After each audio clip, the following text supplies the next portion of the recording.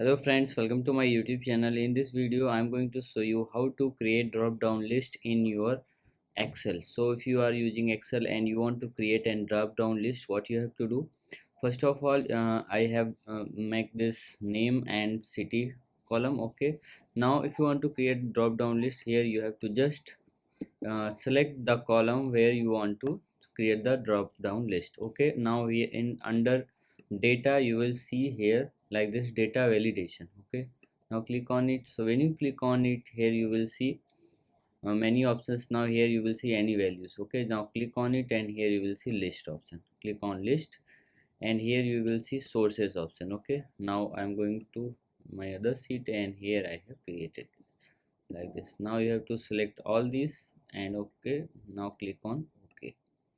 Now again go here, you will see that drop down list has been created. So like this you can create drop down list. You can create drop down list in your